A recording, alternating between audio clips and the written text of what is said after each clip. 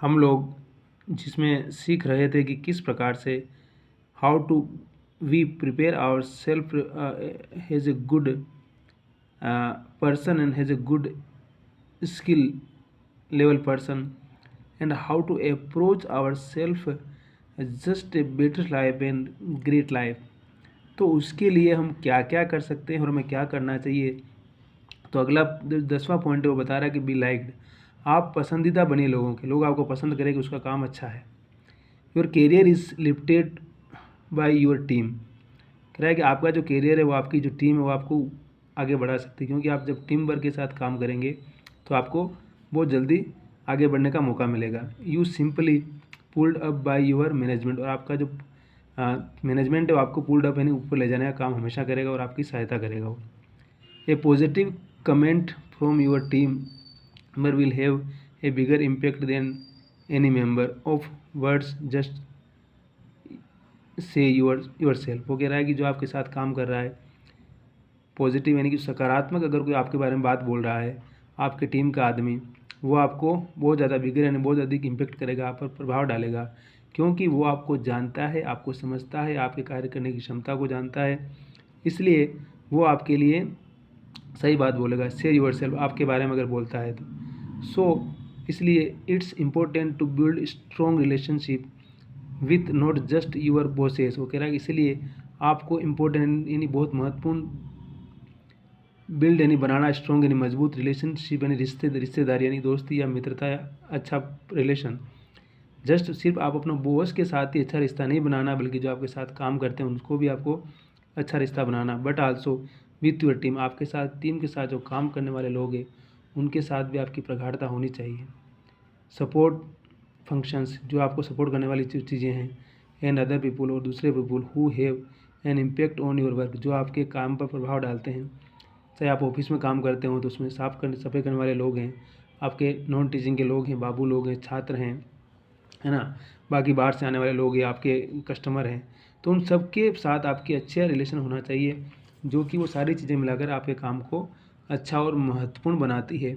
इसलिए किसी एक वे से या एक दृष्टि से हम न सोच करके जब हम बहुत सारी दृष्टियों से सोचना शुरू करते हैं, अपने काम को शुरू करते हैं, तो वो हमारे अंदर अपने आप एक पॉजिटिव एनर्जी का निर्माण करती है और हमारी कार्य क्षमता को धीरे धीरे खुद ही बढ़ाने लगती है। इसलिए उसका कहना है कि आप सिर्फ अपने बॉस के ही जाकर पैर नहीं छूना चाहिए, उनकी जी हजूरी में अपना टाइम नहीं लगाना है, बल्कि आपके साथ जो काम करने वाले लोग हैं उनके साथ, आपसे नीचे काम करने वाले हैं उनके साथ, सबके साथ आपको घुल मिल के रहना चाहिए, ताकि सबको आपके बारे में एक अच्छी राय दे और वह भी आपके कैरियर को और आपके मन को, आपकी कार्य करने की क्षमता को बढ़ाने में अपनी पूरी भूमिका निभाएगा।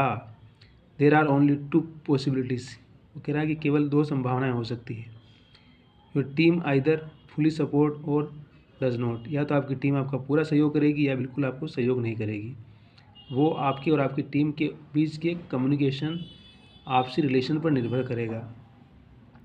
You don't have to be an expert in interpersonal skills to win your team's heart. कह रहा है कि आपके पास नहीं है, वो एक्सपर्ट नहीं है आप इंटरपर्सनल यानी कि बहुत सारी चीज़ें जाना चाहिए। एक आदमी जानता है, लेकिन बहुत सारी चीज़ें अगर आप जानते हैं स्किल से नहीं, वही जो मैंने कहा कि ज्ञान। विन यूर टीम्स, आपकी टीम को आप जो जीत सकें, हर्ट उनके दिलों को, देयर ट्रस्ट और उनका विश्वास। व्हेन मेकिंग डिसीजन, तब आपको निर्णय लेना है। ऑलवेज कंसिडर अदर पीपुल्स, और तब आप कोई भी निर्णय लेने के लिए, कोई भी डिसीजन लेने के लिए हमेशा दूसरों के साथ सलाह करेंगे और व्यू पॉइंट व्यूज देंगे कि सही बात है कि गलत बात है। See things from their perspective, और चीज़ों को उनके नज़रिए से भी देखेंगे। सी थिंग्स, इन चीज़ों को देखना, फ्रॉम यानी कि उनके पर्सपेक्टिव यानी नज़रिया, उनका क्या दृष्टिकोण उसके बारे में। कोई डिसीजन आप ले रहे हैं कि यार ये नया काम शुरू करना है, तो आप सिर्फ अपना अकेले का निर्णय नहीं लेंगे, बल्कि पूरी टीम के निर्णय के आधार पर उनसे भी उनकी राय मशवरा भी लेंगे, उसके बाद करेंगे। एंड एक्ट मैच्योरली, और बड़ी ही मैच्योरिटी के साथ उस पर काम शुरू करेंगे आप, है ना। यानी कि आप कच्चे भाव में आकर के अरे अच्छा कहीं क्यों तो बाबूजी क्यों, अच्छा किसने कहा, अरे उन्हें सांप गिरा, उसके आधार पर नहीं, बल्कि आप सारी चीज़ों के तोल मोल के बाद कोई डिसीजन लेंगे। Be open to other possibilities, और जितनी भी संभावनाएं उनके लिए आप हमेशा दरवाजे खुले रखेंगे एज वेल, है ना, जितना हो सकता है। Don't expect others to always agree with you, और हमेशा ये उम्मीद नहीं करेंगे आपके हमेशा दूसरे वाले जो सामने वाले हैं आपकी बात से एग्री यानी सहमत हो, है ना। हमेशा ये नहीं सोचेंगे कि जो मैंने कह दिया वही आखिरी बात है। सबकी राय लेंगे और सबकी राय लेने के बाद जो सबसे सही चीज़ होगी उस पर आप अपना डिसीजन लेंगे। ये नहीं कि मेरे पास पावर है तो मैंने जो बोला वो सबसे सही बोला है। तुम्हारे पास पावर नहीं है तो तुमने जो बोला है सबसे गलत बोला है। इससे आप आगे नहीं बढ़ सकते। Consider the one that is best, है ना। और इस बात को कंसिडर करेंगे आप कि वो जो चीज़ वन जो खास बेस्ट चीज़ है आपको उसको उसी पर आप फाइनल होंगे अपने आप को। Don't impose your decision on others, आप अपने निर्णय किसी दूसरे पर नहीं थोपेंगे। डोंट इम्पोज यानी कि थोपना, योर डिसीजन आपके निर्णय अदर्स यानी कि आपने कोई फैसला लिया और आपने ज़बरदस्ती दूसरे पर लाद दिया, ऐसा आप कभी नहीं करेंगे। बल्कि वो फैसला करेंगे जो सबकी राय से करेंगे और सबसे अच्छा होगा और सबसे बेहतर होगा, उस निर्णय को आप करेंगे, यही आपके लिए अच्छा है। ऐसा नहीं कि आपके मन में कुछ आया और आपने डिसीजन लिया और आपने बोला कि बस ये कर रहे हैं, ऐसा नहीं। It should always be a win win situation for you, और ये हमेशा आपके लिए एक जीतने वाले की आपको हमेशा जिताएगी कंडीशन रहेगी, स्थिति रहेगी आपके लिए। एंड योर कोलिजियस, और आपके जो साथ में काम करने वाले उनके लिए भी।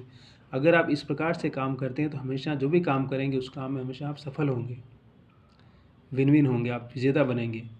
और अगर आप कच्चे भाव में अपनी मर्जी से मनमाने तरीके से काम करेंगे किसी की बात सुनेंगे ही नहीं, बस जो मन में आया जो कर दिया, या फिर कोई गर्लफ्रेंड ने बोल दिया किसी के उसके कहने पर कर दिया या किसी और तरह से कर दिया, तो ऐसे अगर आप निर्णय लेंगे तो आप कभी उस डिसीजन में सफल नहीं हो पाएंगे।